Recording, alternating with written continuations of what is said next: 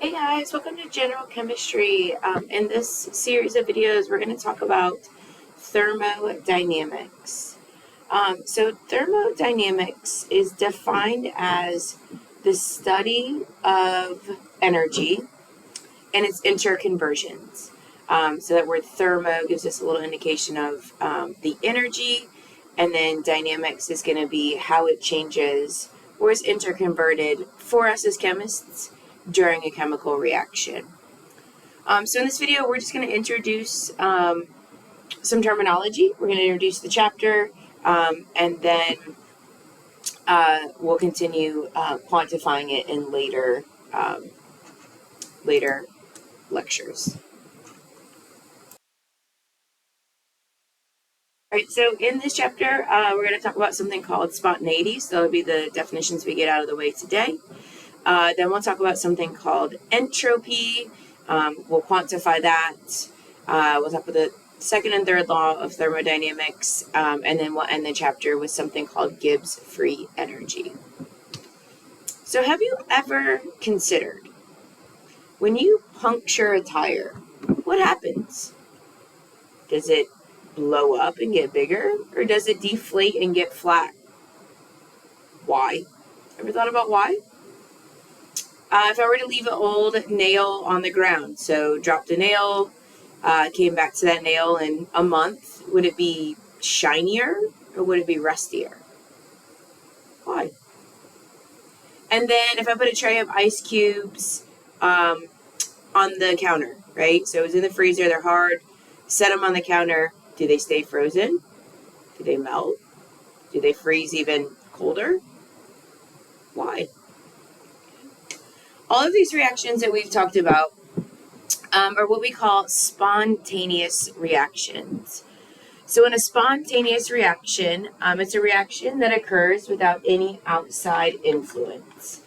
So I don't have to do anything for that reaction to continue to happen, okay? It doesn't mean that it may not need a spark, right? So if we look at the example of our spontaneous reaction on the screen, that bike going down the hill, like he doesn't have to pedal to keep that bike moving. He may need a little push to get over the hill, but once he's going downhill, that bike just continues to go downhill without any outside intervention.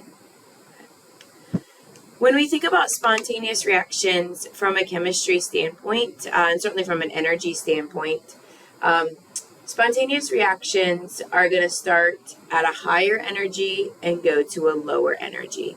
So if we think about our analogy here, right? So as the biker is on the top of the mountain, he's got high potential energy.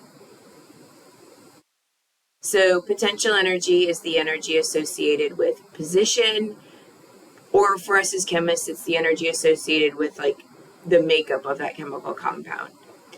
So high potential energy means it's very, very unstable. It's not a very safe place to be. I've got two boys. I've got two kids. My kid sitting on a bike at the top of the hill is a very unstable place to be. I don't love that position. So they have high potential energy. There's a lot of potential for things to go wrong. As this bike moves down the hill, or as the chemical reaction progresses, the energy is lowered. And we're going to end down here at the bottom of the hill in a much more stable position. So down here we have low potential energy. Okay. So a spontaneous chemical reaction is something that's going to have high potential energy. The chemical makeup is going to be one that is not very stable. And that reaction will occur without any outside intervention. It's going to find a place of stability without us having to kind of assist it or help it along. And the products for that chemical reaction will be much lower in potential energy. So we don't talk about riding bikes down hills in chemistry. We talk about reactants and we talk about products. So reactants would be high in potential energy, products would be low. So the opposite of this would be a non-spontaneous reaction. So A non-spontaneous reaction is going to be a reaction that occurs as energy is continually added to the system.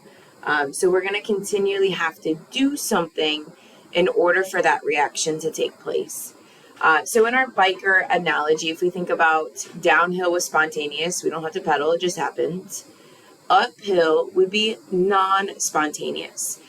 So to get up a hill, your feet are going to have to constantly be moving. You're going to have to continue to put energy into that bike to keep it moving up the hill.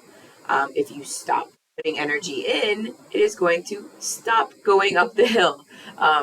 So non-spontaneous just means that energy is continually added. Non-spontaneous does not mean impossible. Those are not the same thing. It just means that we have to put energy into the system. So what does energy going into a system look like in chemistry? We heat it up. We put the reaction on a hot plate, right? We pressurize it. So it's not an open experiment. We close it, we pressurize it, and that could be a form of energy. So there's many ways that we can add energy to a system that is not terribly difficult. So if spontaneous was coming down the hill, high energy to low, non-spontaneous would be going up the hill. So in this case, we would start our reactant, would start from a position of low potential energy. So they'd start from a position of stability. We can force them to go up the hill. And then in this case, our products would be in a position of high potential energy. Okay, so we had to put some work to force it into a more unstable position. But as we force that into a more unstable position, we made the reaction happen, right? But we had to put energy in for that to happen. So non-spontaneous would be going from a place of stability, low potential energy, to a place of instability, high potential energy. Okay. So just some common spontaneous reaction misconceptions, and I've alluded to some of these. So spontaneous does not necessarily mean that it's kinetically fast. Some spontaneous reactions are very fast. And they happen in the blink of an eye. Other spontaneous reactions don't happen so fast. So a spontaneous reaction that you may not be familiar with is that diamond spontaneously decomposes into graphite.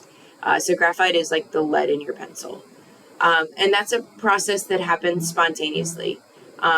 Every ring that has a diamond in it is spontaneously breaking down to graphite. Thankfully, that is not kinetically fast. So the diamond that's in my ring will not decompose into graphite in my lifetime, or my kid's lifetime, or my grandkid's lifetime, but eventually it will break down into that. So that is a spontaneous reaction, just not kinetically fast.